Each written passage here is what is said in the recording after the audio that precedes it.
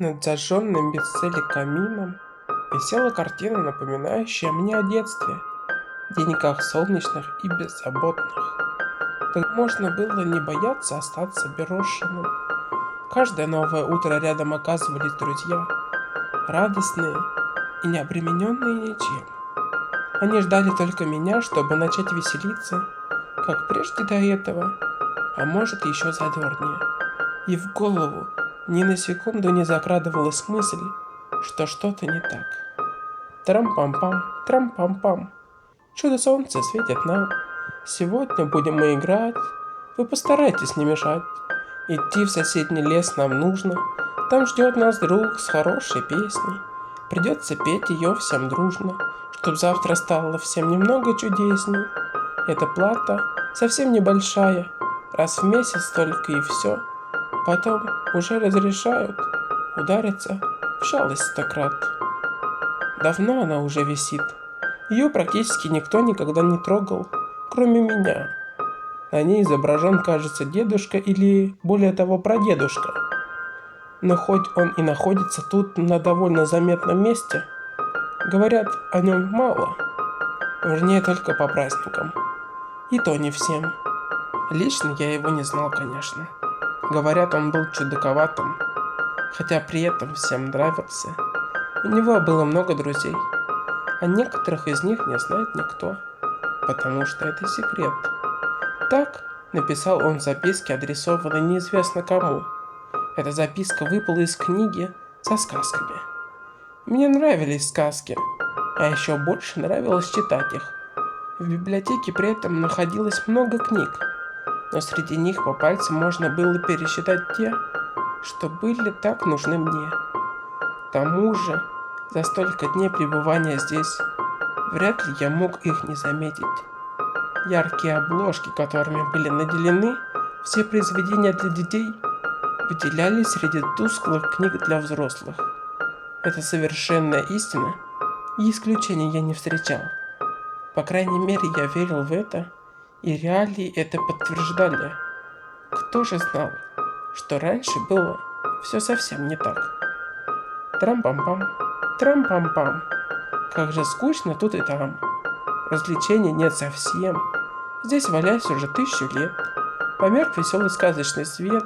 Заплыли огоньки дорог. Им даже никто не помог. В борьбе с пустотой сердец. У разношерстных овец. Сомнениями милых лиц.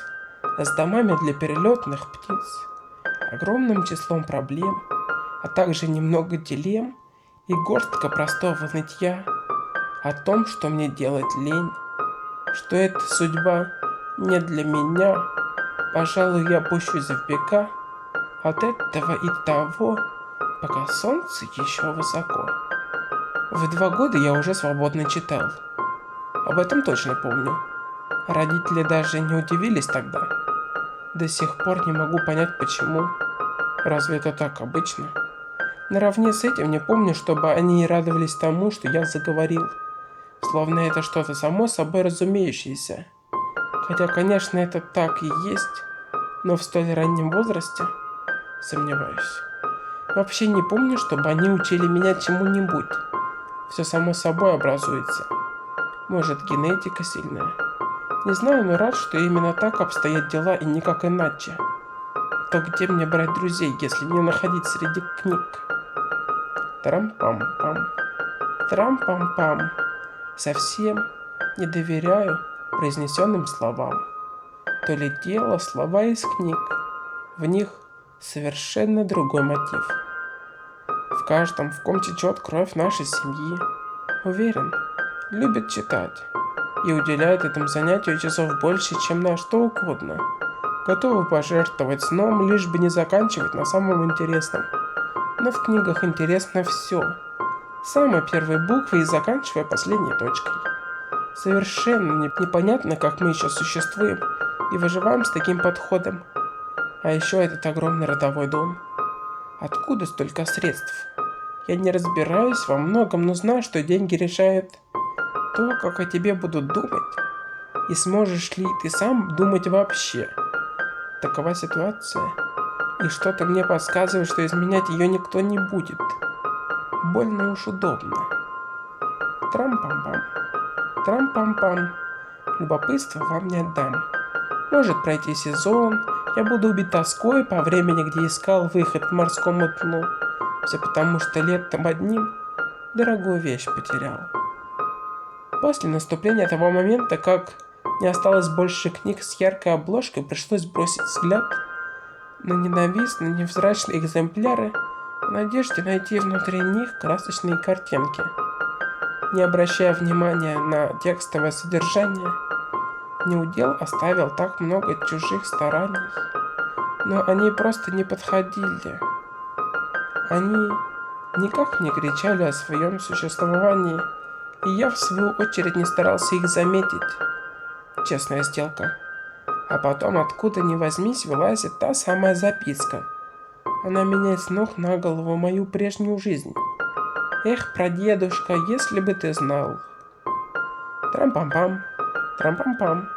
Комок истории недоступен умам. Закрыт в чулан темный, упрятан от всяких рук. Он надеется на победу без боя, только не в этот раз, мой друг. Мысленно побывав во многих мирах и встретившись с их многочисленными обитателями, удивляться день ото дня хочется меньше. Неужели еще можно найти что-то удивительное? И каждый раз этот вопрос отпадает, стоит встретить то самое впечатляющее. После ты никогда не будешь прежним и не просишь того себя обратно. Разве что только пережить вновь этот момент с теми яркими незабываемыми эмоциями. Очень важное приобретение. Оказывается, все это время рядом находились диковинные зверьки. И сейчас не составит труда заметить их. По крайней мере мне. Так просто было переступить эту грань? Почему же раньше никогда не осмеливался вообразить подобное? Наверное, причина кроется в том, что не знал, зачем предпринимать эти действия.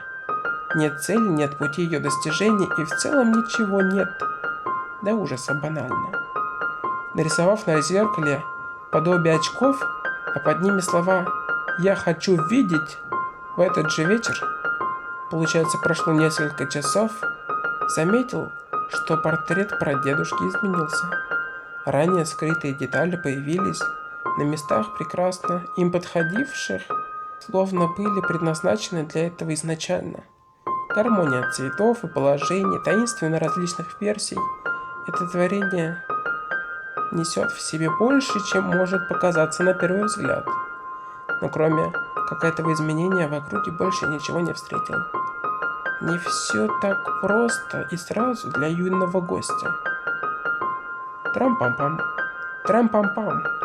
Сказочных таинств полный бедлам. Еще не успела взойти луна, им уже веселиться пора. Не сможет сомкнуть глаз от шума посторонних фраз. Мучительно ждать утра, чтобы поспать часа два. Ради себя и дел, которые сделать хотел. Хотя уже ладно, пусть лишь только еще раз, и будет им точно грусть.